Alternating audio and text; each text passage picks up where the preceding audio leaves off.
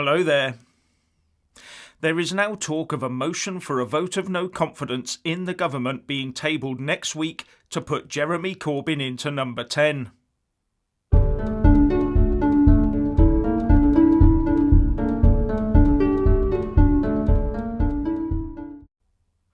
The Remainers must be getting desperate, as the talk is that they are now slowly coming round to the realisation that Corbyn will only table a vote of no confidence if he is the one that gets handed the keys to number 10, or at least is led to believe he will be. Both the SNP Leader, Nicola Sturgeon, and the SNP Leader in Westminster, Ian Blackford, have suggested that they would be content to let Corbyn in on the basis of an Article 50 extension followed by an immediate general election. Earlier this week, Blackford told the Radio 4 Today programme, "But we're only talking about putting someone in place in order to call an election. On that basis, I wouldn't be opposed to that." And after a tweet from Sonia Soda, chief leader writer for The Observer and deputy opinion editor for The Guardian, which said that the only fail-safe way of ensuring an extension is for the opposition parties to pass a vote of no confidence and install Corbyn or someone else as Prime Minister. The SNP leader tweeted in reply, "Agree with this. Vote of no confidence. Opposition unites around someone for sole purpose of securing an extension and then immediate general election. Nothing is risk-free, but leaving Johnson in post to force through no deal or even a bad deal seems like a terrible idea to me." It all sounds so simple, doesn't it? But to ensure that a vote of no confidence occurs, you have to have it tabled by the official leader of the opposition, which is Jeremy Corbyn. And Jeremy Corbyn will only table it if he is 99.99% sure that he is the one that will be going through the famous polished black door to number 10 Downing Street.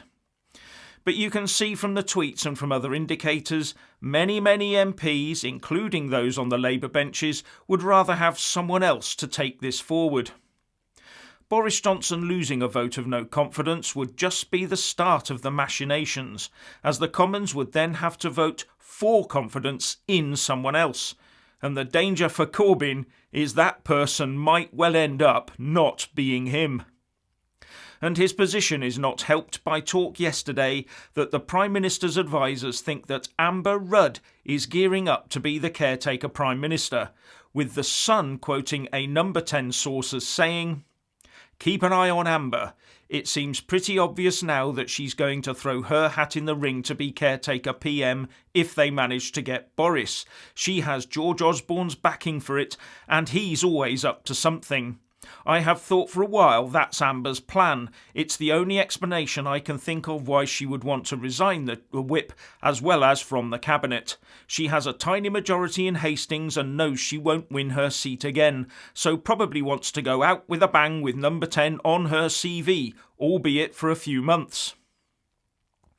But this would only happen if MPs first reject Boris and then reject Jeremy Corbyn before casting around for someone else.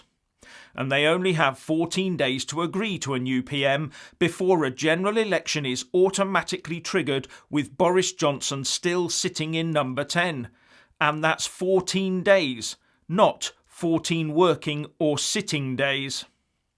And then if they do find someone to be caretaker Prime Minister, they have to vote for a general election afterwards. And that requires 434 MPs out of the 650 of them to vote for it, as required under the Fixed Term Parliament Act. Or to put it another way, only 217 or more need to vote against a general election or abstain, and the whole plot is thrown into disarray.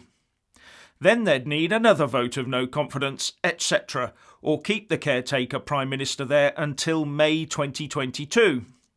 No real chance of that, though. Now, what I'm trying to illustrate here is that a vote of no confidence could see Parliament descend into an utter slapstick farce worthy of Laurel and Hardy, if it hasn't already.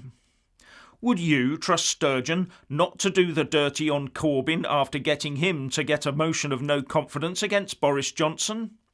Would you bank on 2/3 of this miserable Parliament to vote for a general election? Would you trust any of those named as potential caretaker Prime Ministers, like Ken Clarke, Amber Rudd, Oliver Letwin or Yvette Cooper, not to do the dirty on Brexit at the first opportunity? And that's why I keep coming back to the idea that MPs will just hang on in there and pass legislation as they can to force Article 50 extensions on us while putting together a second EU referendum. A referendum where anyone over the age of 16 from anywhere in the world will be able to vote, as long as they are resident in the UK at the time of the ballot.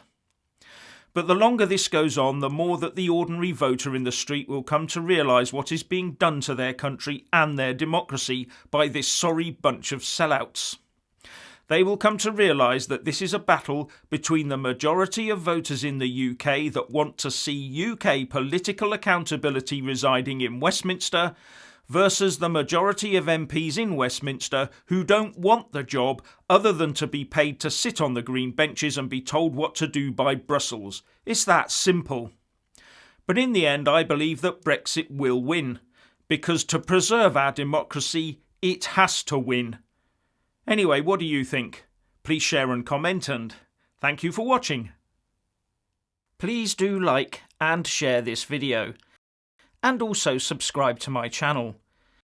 And when subscribing, please do remember to press on the little bell next to the subscribe button. That way you'll get an alert every single time I put up a new video. And thank you very much for watching.